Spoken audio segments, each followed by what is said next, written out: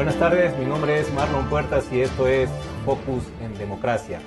Hoy es jueves 21 de abril del 2016.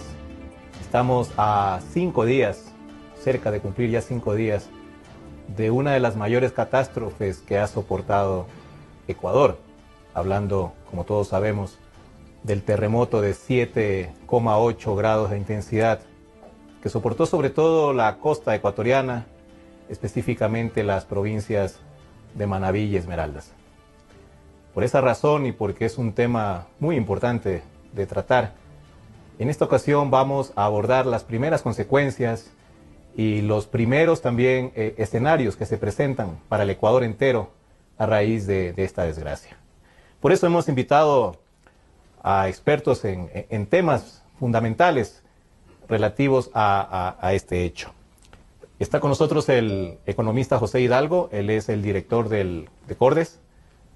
Muchas gracias por estar aquí. Gracias. Y también está el ingeniero Mauricio Catani, que es constructor y estuvo hasta hace poco tiempo, hasta enero, formando parte de la Cámara de la Construcción, de la industria de la construcción, que estaba explicando justo hace pocos momentos. En todo caso, ambos son, uno en materia económica, otro en materia de construcción, entendidos en estos temas, y por eso quisiera empezar tocando lo que ocurrió hace pocas horas, José, que fue justamente anoche el anuncio del presidente Rafael Correa de las primeras medidas económicas que ha adoptado ya el gobierno para enfrentar esta emergencia y empezar a recoger recursos de forma inmediata, de forma emergente, para tratar de paliar la situación.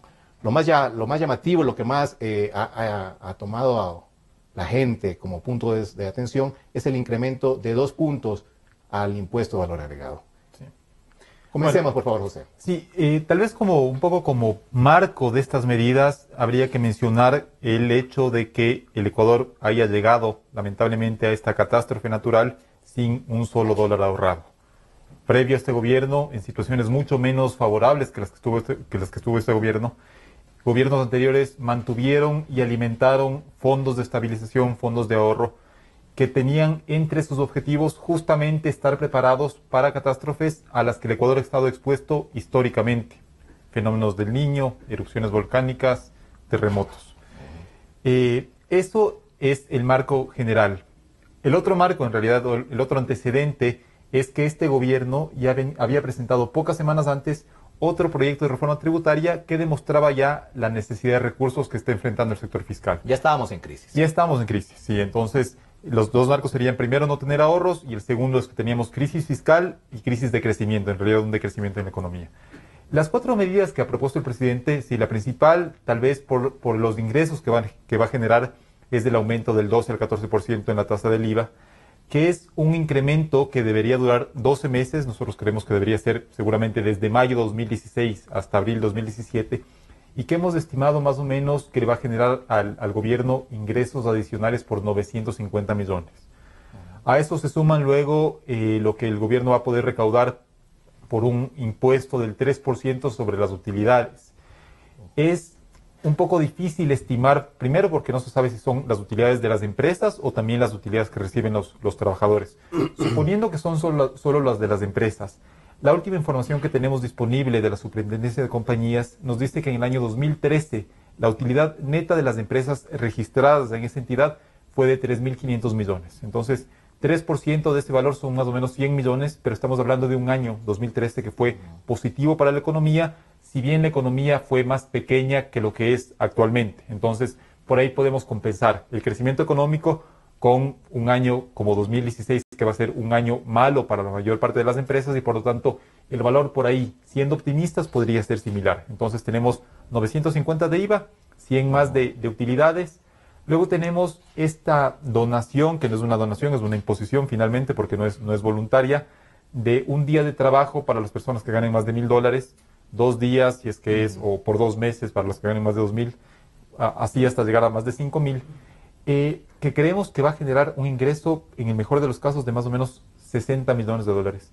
Y esto incluye empleados públicos y privados. Públicos y privados, pero tomamos en cuenta para el cálculo únicamente a los empleados que trabajan en el sector formal, porque hay trabajadores que trabajan en el sector informal, y que pueden tener ingresos superiores a los $1,000, pero si trabajan, para ser considerados informales, trabajan en una empresa que no tiene RUC. Si su empresa no tiene RUC, mucho menos les va a debitar el equivalente a un día de trabajo. Entonces, de esas personas podemos dar por descontado que no se va a generar ese ingreso. Entonces, estamos hablando más o menos de, estaba diciendo, 950 y 100 son 1.050, más 60 o 50, digamos, son 1.100. Y lo que nos queda por determinar es cuánto va a recibir el gobierno por este impuesto a los patrimonios mayores de $1 millón. Esa es una cifra ya más difícil de determinar porque no sabemos cuántas personas con un patrimonio de esas características lo ha declarado al SRI. Pero digamos que en el mejor de los casos lleguemos a ingresos adicionales por 1.600 millones, 1.700 millones, que es todavía inferior a lo que el propio presidente estimó que serían los costos económicos del terremoto de 3.000 millones. Pero sobre todo 1.700 millones que está pagando la ciudadanía y que más o menos es un monto similar a lo que el gobierno ha gastado en años previos en elefantes blancos como la refinería del Pacífico, como en el aeropuerto de Santa Rosa, el aeropuerto de Tena, el edificio de UNASUR, la plataforma que sigue construyendo en Amazonas y Pereira, más o menos la plataforma del sector económico que cuesta 200 millones. Entonces, yo creo que la ciudadanía ha dado muestras evidentes de generosidad y de solidaridad en estos días. Y lo que molesta y se ha hecho sentir en las redes sociales es que esta solidaridad ahora es una imposición y que esos recursos van a llegar a un gobierno que no ha sido fiscalizado, que ha sido un muy mal administrador de los recursos públicos durante su gestión y que ya enfrentaba una crisis fiscal previa al terremoto. Entonces no sabemos muy claramente si es que estos recursos van a ir puntualmente a ayudar a los damnificados y a reconstruir las zonas afectadas, o si entran directamente como recursos fiscales y sirven en parte para seguir honrando gasto corriente que en una parte importante ha sido cuestionado.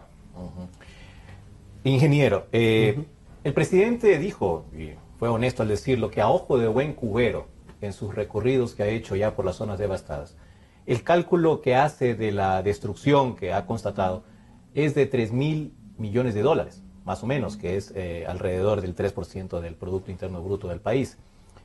Usted ha visto, supongo, obviamente ya también toda la zona del desastre, ha analizado también las consecuencias. ¿Cree usted que está más o menos cerca el presidente en el cálculo que ha realizado del verdadero daño que ha tenido la construcción en este caso? Bueno, una vez que han pasado los días y se ha podido ver a través de las imágenes la verdadera magnitud de la catástrofe, yo pienso que ese cálculo es un cálculo muy conservador, ¿sí? Incluso entiendo que el mismo presidente ya ha corregido su cifra en las últimas declaraciones y ya se está hablando de 5.000 millones de dólares. Entonces, yo de lo que he visto y de la magnitud del desastre, la cantidad de pueblos y ciudades que fueron afectadas por el terremoto, pues yo pienso que esa cifra fácilmente puede alcanzar ese monto. Hablemos, por ejemplo, lo que ocurrió en Chile en el año 2010. Fue un terremoto con una magnitud mucho mayor, fue pasada los 8 grados de intensidad. Pero en Chile, la presidenta Bachelet primero tomó medidas también de ajuste de impuestos a la sociedad chilena para que apoyen también en las tareas de reconstrucción. Pero luego las cifras que dio el gobierno de Bachelet fueron alrededor de 30.000 millones de dólares. Y tomemos en cuenta que Chile tiene mucha más responsabilidad y control en el asunto de las construcciones.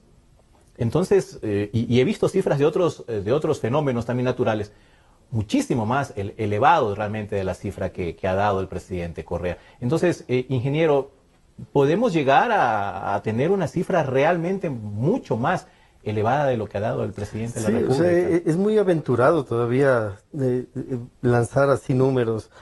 Como dice a ojo de buen cubero, es muy aventurado, pero definitivamente, o sea, es una tragedia de proporciones y ese número puede variar considerablemente con el pasar de los días y de los meses y se vea no solo el impacto de la destrucción física de la infraestructura, sino el impacto de todas las actividades productivas que se terminaron. Pues un sector turístico totalmente acabado en esas zonas, un sector comercial que era muy importante en esa zona, que también son negocios que por lo pronto están terminados. Entonces todo ese impacto económico ya cuando se vea y se analice ya económicamente también todo el impacto social, el impacto como decíamos, en el comercio y en todos los negocios, puede llegar a cifras muchísimo Falta por mayores. determinar el lucro cesante, ingeniero. O sea, Exactamente, todo lo que se ha eso me dejado refiero. de percibir en eso. Economista, entonces estamos todavía en medio todavía de la catástrofe, porque todavía ni siquiera se ha terminado de rescatar los cuerpos. ¿Cuánto tiempo puede tomar una evaluación general y mucho más aproximada a la realidad de lo que ha ocurrido? Bueno, eso va a tomar varias semanas, porque como dijo el ingeniero Catani, no es solo el daño en infraestructura. Eso podrá hacerse un censo en las poblaciones más afectadas y ver más o menos en infraestructura pública y privada cuánto ha sido el daño. El tema es que, por ejemplo, en el sector hotelero, digamos, estaba hablando que el 90% de la infraestructura hotelera en Pedernales, si no me equivoco, se había visto destruida. Eso genera, como usted acaba de decir, una pérdida no solo por el edificio que se cayó, sino también por los ingresos que se dejaron de generar, porque estábamos además a un par de meses o a 3 meses de la zona de la temporada más alta de vacaciones. De Manabí, exacto. Con las vacaciones de la exacto. sierra. Las vacaciones de la sierra que van principalmente o en gran medida a Manabí. Entonces, yo sí creo que hasta que los distintos sectores puedan darle información al gobierno y a las autoridades, no solo de cuánto perdieron en infraestructura, sino de cuánto van a dejar de generar también en los próximos meses, va a tomar todavía algunas semanas. En temas de viviendas, ingeniero, ¿qué tan rápido se puede solventar la necesidad, en este caso primero de albergues, ¿no? Y luego ya iniciar el proceso de reconstrucción de todas las viviendas que se han perdido? Bueno, realmente se puede tener una respuesta bastante rápida. A mí, yo lo que he visto en estos días, lastimosamente, es una respuesta muy lenta de parte del Estado, ¿sí? La ayuda masiva que ha llegado a las zonas devastadas ha sido organizada y ha sido distribuida por la sociedad civil, que se organizó espontáneamente y con un derroche de generosidad ha mandado toneladas y toneladas de ayuda humanitaria hacia esas zonas. Una inmediatez que asombra, también fue solo a pocas horas del Y lo desastre. que se ha visto en las autoridades es un estado de confusión, un estado de no saber cómo organizar las ¿Por dónde empezar? Sí. A mí me preocupa particularmente, ingeniero, el hecho de que, por ejemplo, en Portoviejo y en Manta, que son las ciudades más grandes afectadas con el terremoto, que todavía continúen los edificios virados, los que están totalmente dañados, con el riesgo inminente de un colapso. La pregunta que hago, porque realmente no es mi área, es cuándo se tiene que proceder ya a demoler esas estructuras para que no sean el riesgo que ahora son. Bueno, evidentemente en catástrofes como esta hay varias etapas. La primera, que ya se está terminando en estas horas, es la de recuperación de personas que todavía estén con vida, ¿no es cierto? Posteriormente ya viene el tema ya de la limpieza de todo lo que ha sido derrocado totalmente y que hay cadáveres pues en estos escombros para evitar enfermedades, evitar este tipo de epidemias. Hay que limpiarlo lo más pronto posible. En las estructuras que quedaron en pie, hay que hacer una evaluación técnica, ¿no es cierto? Porque no solo para determinar si son o no ocupables en el futuro, muchas no lo serán, sino para aprender del desastre y que las cosas no vuelvan a ocurrir, ¿no es cierto? Hay que hacer una especie de ingeniería forense en esas estructuras, ¿no es cierto? ¿En qué fallaron? ¿Qué cosas Exactamente, hizo mal? y ver en estas que todavía están en pie y que todavía se puede ver dónde fue la falla y por qué fue la falla y aprender de eso. Chile tiene una experiencia grandísima en eso y en cada uno de sus terremotos ha ido aprendiendo. Sí, yo he visto muchas imágenes, muchas fotos de edificios destruidos, otros a medio destruirse, y se ve claramente una gran cantidad de patologías estructurales que son los causantes de estos fenómenos, ¿no es cierto? Entonces yo, por ejemplo, en estas fotos he visto muchos de los fenómenos de que técnicamente se conocen como columna corta, por ejemplo, la falla por columnas esbeltas, he visto fallas por losas planas, punzonamiento en losas, he visto falla en suelos blandos. Entonces realmente técnicamente hay una gran oportunidad de aprender de estas estructuras que todavía están en pie para corregir en el futuro. Esta es una tarea que debería corresponder por competencia al gobierno local, en este caso al municipio de Puerto Viejo y al municipio de Manta, pero no sabemos realmente si esos gobiernos locales tienen esa capacidad para un evento de esta magnitud de emprender en esta tarea, ingeniero. Sabemos que es muy necesario, tal vez el gobierno tenga que intervenir en eso. En realidad es una tarea de todo el mundo, es una tarea a nivel nacional y no solo de los gobiernos seccionales o del gobierno nacional. Por poner un ejemplo, nosotros el domingo pasado por iniciativa propia de algunos miembros y exmiembros de la Cámara de la Construcción y del Colegio de Ingenieros Mecánicos de Pichincha en este caso, y con coordinación del municipio de Quito, hicimos un recorrido el fin de semana pasado por todos los puentes, viaductos, pasos a desnivel de aquí de la ciudad para constatar si se encontraban en buen estado. Afortunadamente, de todo el recorrido que hicimos el fin de semana, todas las estructuras están sin novedad. Pero eso fue una iniciativa propia. ¿Sí? El alcalde nos pidió, mientras hacíamos este recorrido, nos pidió que visitemos la casa que se cayó en el sur, ¿sí? De la familia Oña. Entonces nos dirigimos para allá y efectivamente ya estaban recogiendo los últimos escombros de la casa, pero vimos trozos de columna que estaban todavía ahí y se pudo determinar, se pudo ver a simple vista que, por ejemplo, la construcción informal con la mala calidad de los materiales utilizados fueron la causa del colapso de esta estructura. Fue la única casa en Quito. Me parece que hay unas 2 en Quito y unas 2 o 3 más en algún valle aledaño. Ahora, ingeniero, un terremoto de esta magnitud, 7,8, y estando Puerto Viejo y Manta cerca del epicentro que fue Pedernales, realmente no era una cosa que tal vez no se podía evitar que ciertas estructuras colapsen, o sí hay la manera técnicamente de que establecer edificios seguros, antisísmicos, de manera que cuando ocurran estos fenómenos sencillamente no se vengan abajo. ¿Hay eso técnicamente ahora, actualmente? A ver, técnicamente existe la factibilidad, ¿sí? El término antisísmico en realidad no existe, está mal utilizado. Es sismo resistente lo que se debería utilizar.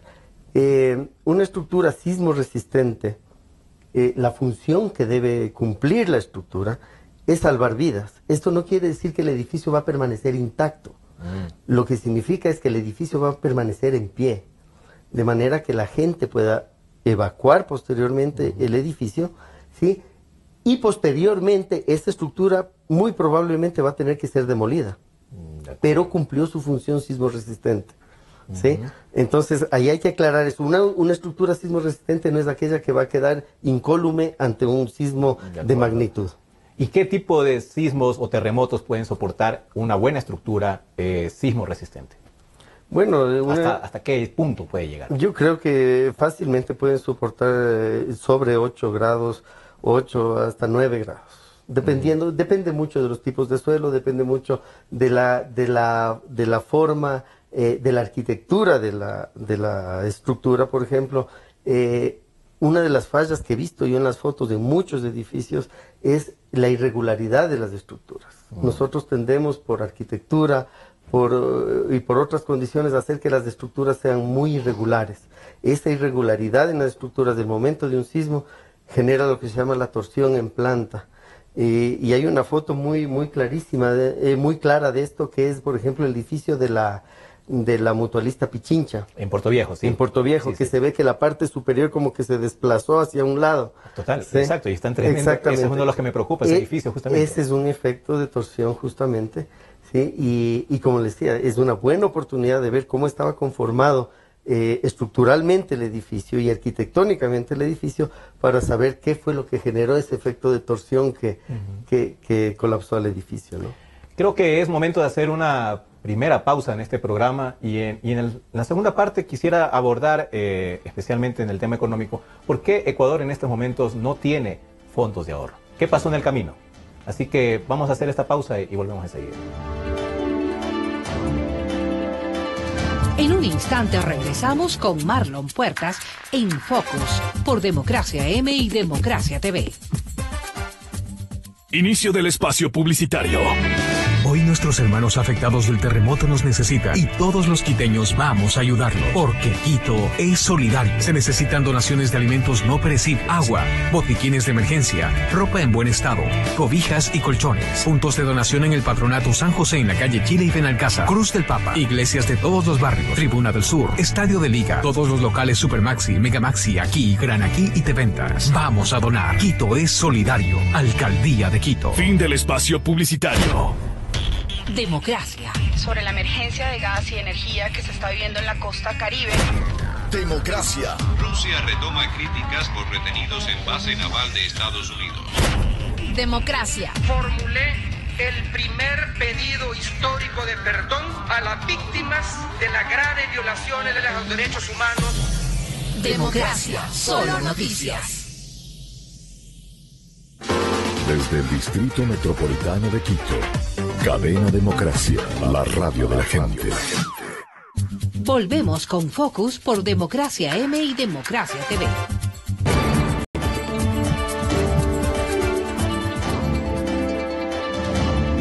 Gracias por seguirnos en Focus en Democracia.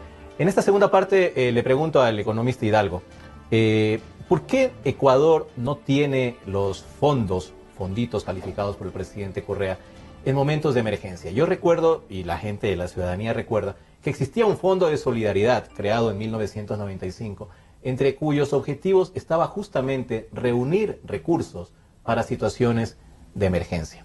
Vino este gobierno, apenas iniciado prácticamente en el 2007, se eliminó por decisión, obviamente, del régimen, el Fondo de Solidaridad. Esos recursos, que no eran muchos en realidad, en el Fondo de Solidaridad pasaron al presupuesto del Estado. Pero también habían fondos provenientes de los ingresos petroleros. Economista, cuéntenos cuál fue el desarrollo de estos fondos. Bueno, en realidad, Marlon, si no me equivoco, el Fondo de Solidaridad puntualmente se hacía cargo, entre otras cosas, de algunas empresas públicas. Lo que yo quisiera centrarme más específicamente es al tema de los fondos petroleros, que el Ecuador tuvo varios y que fueron mutando sus nombres y también un poco sus objetivos. En un principio el Fondo de Estabilización Petrolero tenía como objetivo justamente estabilizar los ingresos fiscales ante las variaciones del precio del petróleo. Luego se crearon otro, el FEIREP, que luego se llamó CEREPS, que fueron ampliando sus objetivos. Y, por ejemplo, lo que critica el gobierno es que algunos de sus fondos hayan tenido como objetivo asegurar el pago de la deuda externa. Otro de los objetivos era justamente enfrentar catástrofes naturales. Otro, obviamente, enfrentar las variaciones muy marcadas en el precio del petróleo. Y lo que hizo este gobierno por decisión política fue eliminar esos fondos que habían sido acumulados, alimentados, mantenidos durante gobiernos que tuvieron precios del crudo mucho más bajos que el presidente Correa, e introducirlos en el presupuesto general del Estado en los años 2008-2009. ¿A cuánto habían ascendido ya más o menos esos fondos al momento que se tomó la decisión? No era mucho, y de hecho, a ver, una cosa que dice el gobierno cuando se le critica que no haya mantenido esos fondos, es que él dice, bueno, pero por ley, no me acuerdo si era el FEIREP o el CEREPS, por ley se establecía que este fondo no podía llegar a ser más de 2,5 puntos del PIB, que actualmente serían 2.500 millones. En realidad es un pretexto bastante débil, porque en este gobierno que ha modificado todas las leyes, incluida la Constitución, si hubiera tenido la voluntad política de tener un fondo de ahorro, bien podría haber modificado la ley que regulaba este fondo en particular y decir, no va a llegar hasta 2,5 puntos, sino hasta 10 puntos, 15 puntos, no sé, los que hubieran determinado. Y nosotros hicimos un cálculo, Marlon, de que entre los años 2010 y 2013, hemos tomado solo en cuenta estos años y no 2008, 2007, suponiendo que ya en 2009 hubo una caída del precio del petróleo y por lo tanto se hubieran utilizado esos ahorros.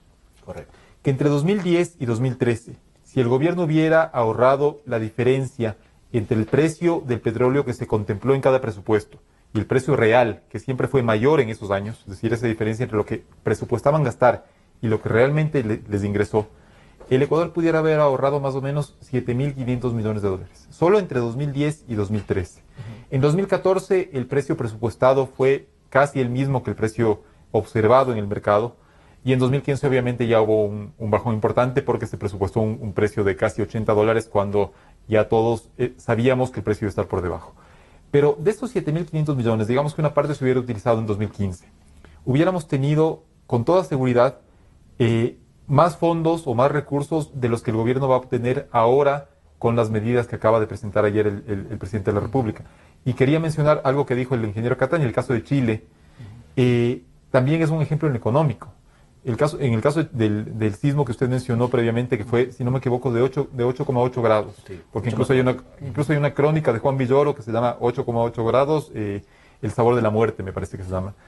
Ellos utilizaron fondos o recursos de los fondos de estabilización para afrontar una parte de los gastos que demandó ese terremoto. Entonces, el tema es realmente preocupante y sobre todo criticable, tomando en cuenta los antecedentes que tenía el Ecuador en materia de desastres naturales. Si hubiéramos ido a un país, digamos, como Argentina, que no sufre terremotos, que prácticamente no sufre terremotos, y que le cae un terremoto, uno dice, bueno, no sé, esto no estaba programado. Pero para el caso del Ecuador era evidente que en algún momento algún fenómeno natural nos iba a afectar. Estaba en la línea de fuego. Y nos estamos olvidando, economista, las líneas, porque son 3 en realidad líneas de crédito, que ahora el gobierno también dice que era parte de sus previsiones ante fenómenos naturales. Sí. O sea, deuda. Sí, primero que es deuda, ¿sí? En lugar de ahorros, es deuda que se va a tener que pagar en gobiernos posteriores.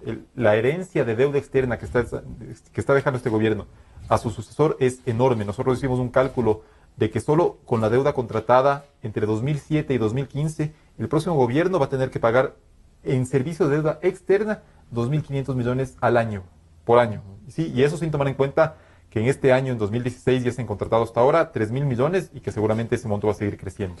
Incluidos los 2.000 últimos de la semana pasada de China. Exacto. Y respecto a la línea esta de crédito que habla el gobierno, son 600 millones que el Ministerio de Finanzas salió a decir que se están activando esos recursos. En realidad, esos recursos, esas líneas de crédito, de ellas se escuchó hablar cuando estaba en riesgo la erupción del Cotopaxi. Entonces, eran recursos que se habían estado tramitando considerando la posibilidad de una erupción del Cotopaxi o de un fenómeno del Niño fuerte, ¿sí? Afortunadamente, el fenómeno del Niño, que había la posibilidad de que fuera tan fuerte como el del 97-98, pasó relativamente inadvertido. No es que no causó estragos en la costa, pero no fue tan fuerte como se esperaba. Exacto. Y el Cotopaxi, ahí está. Es un riesgo que sigue latente porque históricamente, si uno ve las referencias históricas, siempre que el Cotopaxi ha entrado en proceso de erupción, ha terminado con una erupción fuerte. Eso puede ser de aquí en 10, 20 años, no sabemos cuándo, pero está ahí. Y por lo tanto, el gobierno está utilizando esta línea de financiamiento que en realidad había tramitado o contratado pensando en otros fenómenos naturales. Entonces, afortunadamente estaba ahí, pero el gobierno, no, lo que quiero decir es, se ve en estos momentos el nivel de imprevisión que tuvo el gobierno frente a este tipo de fenómenos, y además se ve también las consecuencias de un modelo económico derrochador que no tomó en consideración la posibilidad de tener ahorros líquidos, y no lo que el gobierno dice, que su mejor ahorro son los activos. Bueno, ahora el propio gobierno está reconociendo la necesidad de vender algunos activos. ¿Qué van a vender? No sé, tal vez CNT, tal vez alguna hidroeléctrica, y sobre todo, ¿a qué precio lo van a vender? Porque una cosa es vender un activo del Ecuador, por ejemplo CNT, cuando la economía está creciendo, las empresas utilizan más servicios de telefonía, hay más construcción, entonces se demandan más líneas telefónicas. Y otra cosa es vender cuando el Ecuador está decreciendo y además el gobierno necesita desesperadamente esos recursos. Entonces, si es que yo soy un empresario que tengo la capacidad de adquirir ese activo, ofrezco muchísimo menos de lo que hubiera ofrecido en un entorno distinto. Exactamente, como funciona el mercado. Cuando más bien la demanda es la que requiere un producto, se eleva el precio de ese producto. Pero cuando el que tiene el producto se ve la necesidad urgente de liquidez, lo ofrece y vamos a ver quién paga cuánto, ¿no? Sí. Ingeniero, eso le iba justamente a preguntar. Ayer el presidente habló de que ahora el país, gracias a este gobierno, dijo él, cuenta con activos que se pueden vender. Me imagino, en efecto, que está hablando de infraestructura. Se ha gastado una gran cantidad de dinero, de recursos, de inversión en este tipo de infraestructura, pero podemos esperar ventas, por ejemplo, como dijo el economista, de hidroeléctricas, de, no sé, concesionar aeropuertos. ¿Qué es lo que el Estado ecuatoriano en estos momentos puede ofrecer, desesperado por cierto, a los compradores? Sí, bueno, hay varios temas que son realmente lamentables. Como bien decía, tener que llegar a estas instancias y estar en una posición de estar pasando el sombrero para ver quién nos presta plata para poder salir de esta situación, realmente lamentable. Como segundo punto, yo en la cadena de ayer, cuando habló de los nuevos impuestos, realmente yo me quedé esperando cuál es la contraparte del gobierno, qué va a hacer el gobierno. Y yo creo que esa es la gran indignación que tiene la gente el día de hoy, es que pasa el costo de la reconstrucción, digamos, a la gente común, ¿sí? Y que lo vamos a hacer con muchísimo gusto, ¿sí? Pero el gobierno no anunció absolutamente nada de su parte. ¿Cómo va a reducir el gasto público? Absolutamente nada. ¿Reducir tanto ministerio, tanta secretaría que fue creada? Absolutamente nada. ¿Sí? Entonces, esa parte son dos puntos fundamentales que yo creo que ahí está fallando el gobierno. Por otro lado, ¿qué se podría vender? O sea, podrían empezar por los canales incautados, por ejemplo. Pero tienen una ley que prohíbe a un empresario invertir en comunicación si está en otra área. O sea, ellos mismos pusieron un candado a eso que ahora impide que haya Hay muchas cosas, y adicionalmente lo que ya se mencionó, salir a vender activos en una situación como esta. Sí, va a venir, si es que hay algún interesado en invertir aquí en el país, va a ofrecer precios muchísimo más bajos de lo que realmente costaría. Uno, por la necesidad; dos, por el apuro, ¿sí? Y tres, por la situación en general, la situación económica que ya veníamos atravesando, que es una situación incluso con previsiones de decrecimiento económico para este año. Es pésimo momento, pero la emergencia lo amerita. O sea, que venga plata en una cantidad X, que finalmente va a terminar siendo un mal negocio para el país, para el Estado como tal. ¿Eso va a pasar? Exactamente, exactamente. Pésimo negocio para el Estado. Habrá que ver si es que hay interesados, ¿no es cierto? Como bien decía, tal vez en concesionar hidroeléctricas, concesionar carreteras, pero ese tipo de cosas se le vino y se le ha venido diciendo desde hace muchísimo tiempo, que en vez de gastar tanto dinero o invertir como tanto dinero y quedarse las arcas públicas en cero, ¿sí? Las mismas obras se hubieran podido hacer desde el principio con inversión privada, concesionadas a un determinado número de años, ¿no es cierto? Y a la final, después de esta tragedia, podríamos llegar al mismo resultado final. A propósito, ingeniero, la obra pública también se ha visto muy afectada. Hemos visto carreteras también en Manabí completamente destrozadas.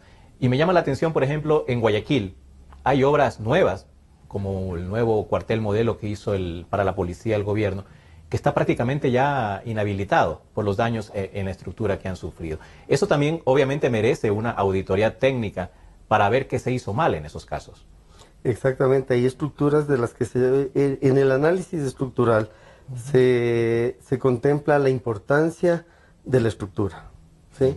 Entonces, por ejemplo, obras o estructuras como hospitales, aeropuertos, centrales hidroeléctricas, se deben diseñar con factores de seguridad muchísimo mayores que cualquier edificación común, porque se entiende que en un evento como estos, ese tipo de estructuras esenciales deben permanecer en pie y en servicio, pase lo que pase.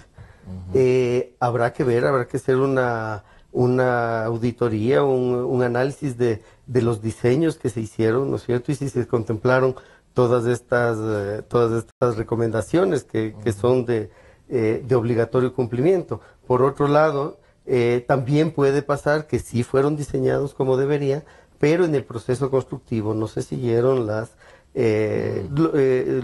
se cumplieron con todos los requisitos técnicos que se necesitaban. Pero una vez más, por eso hablaba yo al principio de realizar una especie de ingeniería forense, ¿no es cierto? Ya sobre estas estructuras que ya están inservibles, ¿no es cierto? Entonces hay que analizarlas y ver efectivamente cuáles fueron las causas de ese colapso.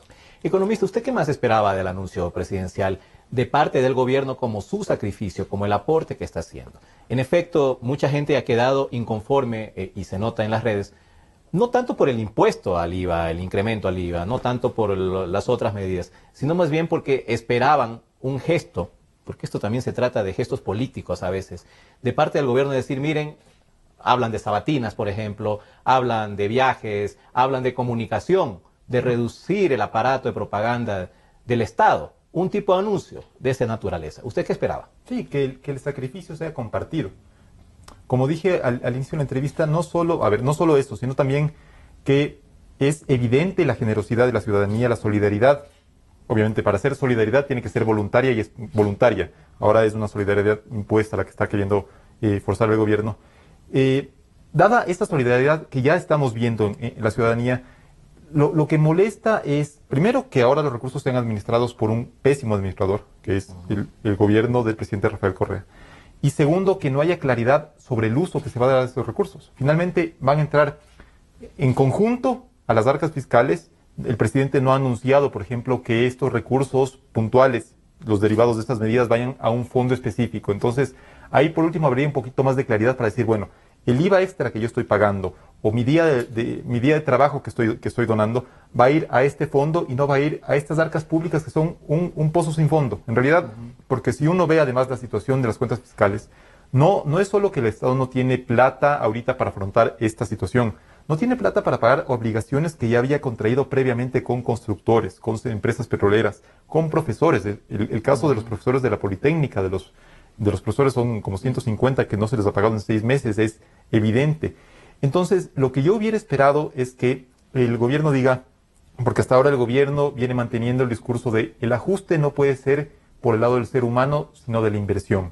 Como si la inversión que se deja de hacer no tuviera una consecuencia en el empleo privado, porque obviamente hay un impacto en el ser humano. Que diga, bueno, del gasto corriente, que este año solo en sueldos y salarios bordea los 9.000 millones, vamos a recortar, me invento una cifra, 500 millones en ministerios coordinadores, secretarías que hemos creado en los últimos años, Consejo de Igualdad Intergeneracional, Consejo de Igualdad de Género, en recortar el presupuesto de la Secretaría de Comunicación que se dedica principalmente a propaganda y a atacar opositores. Sí, algún tipo de gesto para que la ciudadanía diga, bueno, estos recursos que yo estoy dando, en muchos casos gustosamente para ayudar a gente afectada, que también el gobierno ponga de su parte. Hasta ahora no hemos visto ningún anuncio al respecto y ojalá en las próximas horas, en los próximos días, el gobierno sienta que esto es necesario. Ahora, hay que tomar en cuenta que estos recortes se traducen en despidos, José. Y eso a su vez genera otro problema social que este mismo gobierno se ha encargado de armar, ¿no? Es una bomba que durante todo este tiempo ha articulado, de manera que se siente un poco rodeado para tomar ese tipo de medidas. Pero le pongo un dato. Si bien el gobierno no ha ajustado su gasto corriente y por lo tanto no ha reducido en la medida que se necesitaría su nómina, entre marzo de 2015 y marzo de 2016, que son las últimas cifras de mercado laboral disponibles, se destruyeron en el país 80.000 puestos de trabajo adecuados. 80.000. Es decir, cuando lo normal en una economía, porque crece la población económicamente activa, es decir, la gente que está en el mercado laboral, lo normal es que se vayan creando puestos de trabajo. En el Ecuador, en el último año, se destruyeron 80.000.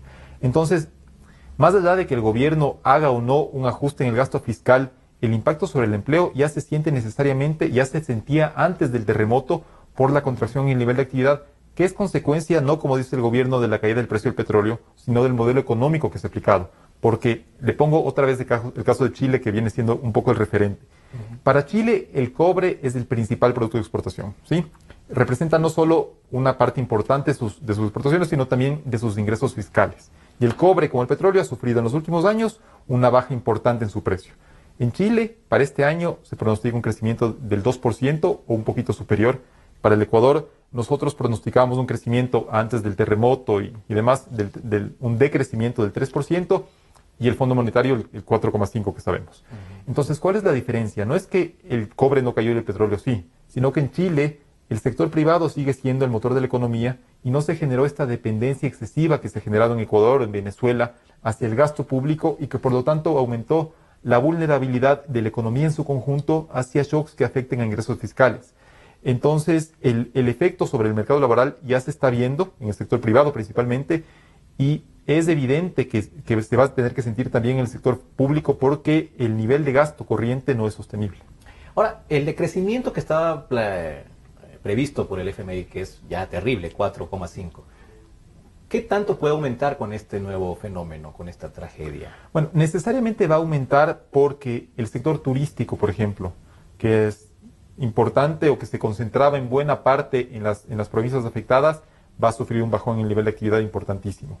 Además, también va a haber una destrucción de inversión en la economía, es decir, las cuentas nacionales también contabilizan cuánta inversión hay en la economía, es decir, lo que se conoce como formación bruta de capital es principalmente cuánto está invirtiendo el Estado o el sector privado en construcción, en maquinaria, equipo y demás.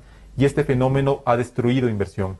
Y además, las medidas que está tomando el gobierno, lamentablemente, si bien por un lado van a permitir recaudar recursos para ayudar a los damnificados, por otro lado, un incremento del IVA o una donación o deducción, como se quiera llamar, de una parte del salario de los trabajadores, va a contraer necesariamente el consumo, porque si es que mi salario decrece, me aumentan los precios por un aumento del IVA, yo voy a tener que sacrificar el consumo de A, B o C productos, y eso, por lo tanto, va a afectar también el nivel de actividad. No quisiera lanzarme a decir en cuánto pudiera aumentar el nivel de caída para este año, pero evidentemente las proyecciones que se manejaban hasta antes del terremoto van a tener que ser revisadas a la baja. Correa ha dicho que otra opción para esta crisis es salir nuevamente al mercado internacional con papeles, con bonos. ¿Cómo está el riesgo país para eso en esos momentos, José? Sería una pésima idea porque el riesgo país del Ecuador está más o menos en 1.100 puntos. ¿Qué mide el riesgo país? Básicamente mide la capacidad o voluntad de un país para honrar sus obligaciones externas y por cada 100 puntos de riesgo país se paga un punto porcentual más que la tasa de referencia, que es la de los bonos del Tesoro de Estados Unidos. En la actualidad, con un riesgo país más o menos de 1.100 puntos, el Ecuador por una emisión de bonos debería pagar un interés entre el 12 y el 13%, ¿sí? Que es un interés altísimo que no ha pagado ningún país de la región, creo que en la historia. Y eso también da muestras un poco del nivel de cerrazón político que tiene el gobierno, porque si es que está dispuesto a endeudarse a un costo tan alto, o lo considera al menos una posibilidad, ¿por qué, aunque sea usando como excusa el terremoto, por qué no se acerca al fondo? O sea, ya estamos pasando un momento sumamente complicado, tal vez desde el mejor momento incluso político para el gobierno, decir, bueno, ¿saben qué? Me cayó este terremoto, yo no lo tenía programado, y esto me obligó a acercarme al fondo. El fondo podría dar, primero, más recursos que los que se podría conseguir en una emisión, y sobre todo a plazos mucho mejores. La última emisión, las últimas emisiones que se hicieron en el año 2015 son a 5 años plazo, es decir, el próximo gobierno en el año 2020 va a tener que pagar cash 1.500 millones y por esos 1.500 millones ya se vienen pagando además intereses entre el 8,5% y el 10,5% cada año. Entonces, que el gobierno esté considerando con el actual nivel de riesgo país una nueva emisión, realmente creo que pone de manifiesto que el presidente Correa pone por delante su ideología política que los intereses del país. De eso no ha dicho nada todavía. Ingeniero, ya el sector de la construcción estaba golpeado antes de este fenómeno. Ya se habían notado despidos, construcciones que ya no avanzan, sobre todo en el sector público también, donde hay deudas de meses a contratistas que se han cansado de reclamar por estos pagos y no obtienen una respuesta favorable. Ahora, ¿cuál es la situación? Se puede también decir que la construcción en este caso va a tener bastante trabajo que hacer, por ejemplo, en las ciudades destruidas. Pero ¿de dónde se va a financiar esto? Bueno, de hecho, cuando suceden este tipo de eventos, en los meses y años subsiguientes, la construcción tiene un repunte justamente por la magnitud de la reconstrucción que hay que hacer, en todo sentido, carreteras, infraestructura, agua potable, vivienda, ¿sí? Entonces, de hecho, hay un repunte de eso. Es increíble ver cómo hay una cantidad enorme de iniciativas privadas en el exterior que están interesadas en apoyar la reconstrucción, incluso con fondos no reembolsables. No me diga. ¿Sí? Nosotros en los últimos días hemos tenido algunos contactos, ¿sí? con entidades privadas en el exterior y que quieren colaborar a la reconstrucción. Incluso nosotros estamos creando ya un plan para una vivienda tipo que se puede construir en muy poco tiempo. Sí, ya lo tenemos bien avanzado y hemos conversado incluso con el Midubi al respecto, ¿no es cierto? Pero se requieren estos fondos, ¿no es cierto? ¿De dónde vienen estas iniciativas primero, ingeniero? Las que me acaba de contar, privadas, que no reembolsables, ¿de dónde están viniendo? Vienen de múltiples fuentes, hay fondos en el exterior, incluso la comunidad ecuatoriana en el exterior se ha organizado y están recogiendo una cantidad importante de fondos también que están queriendo mandar al país, pero lo que se ve, lo que nos comentan es que no lo quieren canalizar a través de ninguna entidad gubernamental, quieren encontrar algún mecanismo alternativo para canalizar todo ese dinero que podría venir aquí a colaborar en la reconstrucción. Entonces, ese es el reto, ¿no es cierto? Ver de qué manera se puede hacer, no sé, a través de fideicomisos. Hay esa posibilidad, porque también el gobierno todo ese tiempo se ha encargado de restarle fuerza a las ONGs, a este tipo de organizaciones que se dedicaban fuera del gobierno a hacer tarea social.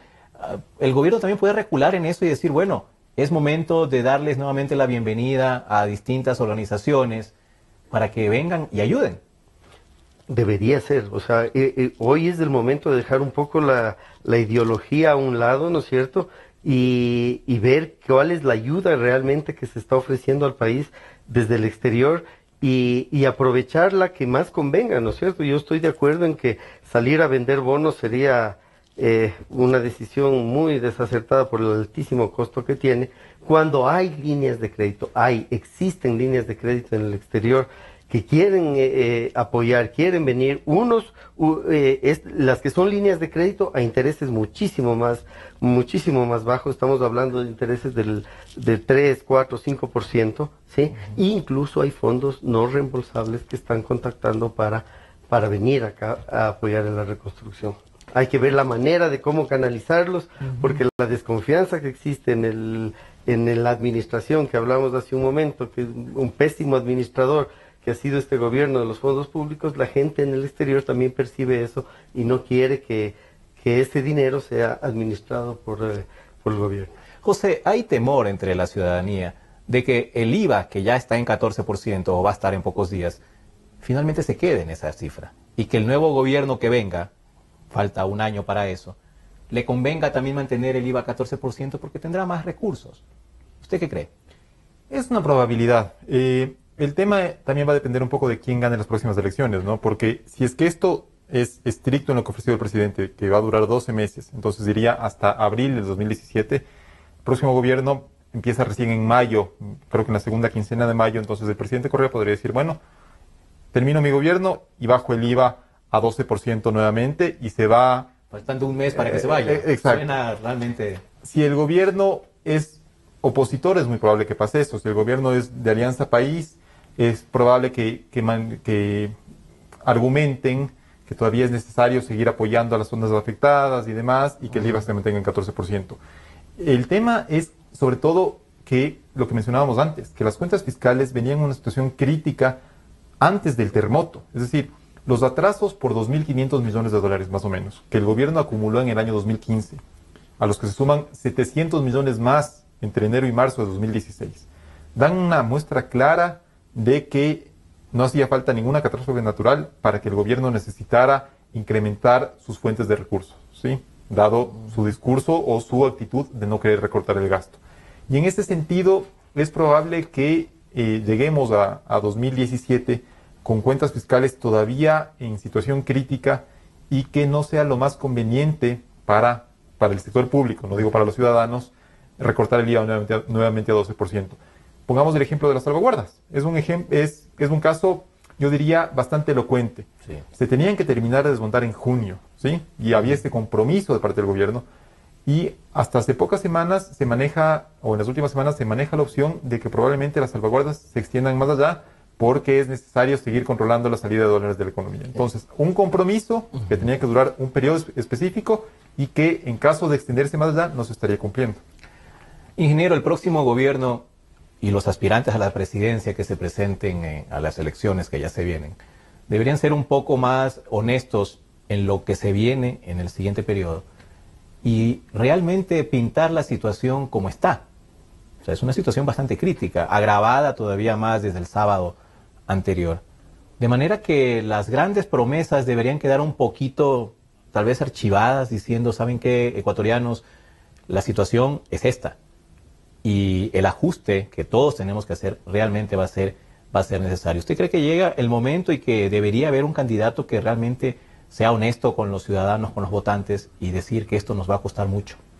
Bueno, yo creo que esa es una necesidad en estos momentos. Sí, el próximo presidente tiene una situación muy difícil que enfrentar.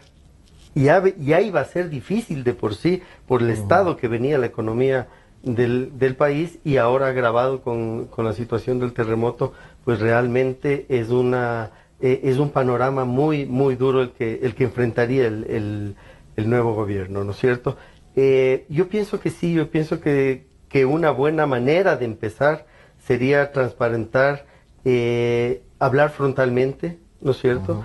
Y que todos sepamos cuáles son las reglas del juego. Un poco ese ha sido el pecado de este gobierno, y que los empresarios lo hemos sentido en muchos sentidos, y es la desconfianza, porque todo aquello que se dice después se desdice, ¿sí? Todo aquello que se pone un día, al cabo de pocos meses se cambia, y los empresarios no funcionamos de esa manera. Nosotros necesitamos certezas, necesitamos un panorama de tiempo para planificar nuestras inversiones y tener la seguridad que en ese panorama de tiempo las reglas del juego van a ser las mismas. Por un ejemplo tal vez de esto, de un nuevo candidato, un nuevo gobierno que entra y que pone las cosas en claro, yo creo que lo podemos ver ahora en Argentina, ¿no? ¿Sí? Entró Macri después de recibir un país en una situación difícil también, con un gobierno saliente de la misma línea de la que tenemos aquí en el país, y las medidas que le ha tocado tomar a Macri han sido medidas duras, han sido medidas, si se quiere, impopulares. Totalmente, ha perdido más de pero 10 puntos. necesarias. Pero necesarias. Entonces, yo pienso que ese nivel de honestidad, ¿no es cierto?, es muy necesario, porque es lo que se ha carecido en los últimos tiempos. Igual usted, economista, pedirá un candidato que diga las cosas como son y que no nos pinte solo maravillas, que hable, por ejemplo, de reducción de subsidios, que hable, por ejemplo, en efecto, de reducción de burocracia, atendiendo todo eso. Creo que además también es necesario que la ciudadanía tome conciencia de lo que va a heredar el próximo gobierno, porque más allá de la deuda que está dejando este gobierno, también se ha dado modos de usar anticipadamente ingresos que correspondían a próximas administraciones. Las preventas de petróleo son eso. Recibe dinero ahora y despacha barriles para seguir pagando esa deuda que no generan ningún ingreso futuro a las arcas fiscales.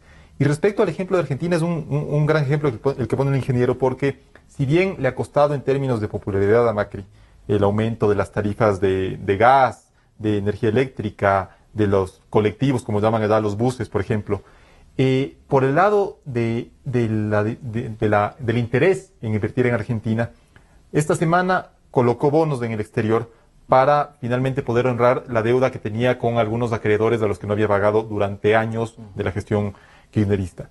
Y hubo una demanda por bonos de argentinos muchísimo mayor que la oferta, que lo que Argentina esperaba conseguir, y además en condiciones mucho más favorables que las que el Ecuador podría obtener en este momento. Entonces yo agradecería de parte de un candidato que sea transparente con las medidas que va a tener que tomar, pero también creo que es en gran parte responsabilidad de la ciudadanía estar consciente de lo que este gobierno está dejando. Bueno, hemos terminado ya este programa. Quiero agradecer a nuestros invitados por tocar un asunto tan importante, tan de coyuntura, y también que hay que analizarlo ya desde ahora a fondo para ver en efecto cuáles son los caminos que tiene que adoptar el país para empezar a salir de esta crisis. Así que muchas gracias a ustedes, y gracias a ustedes también por su atención. Estaremos en un nuevo programa la próxima semana. Hasta pronto.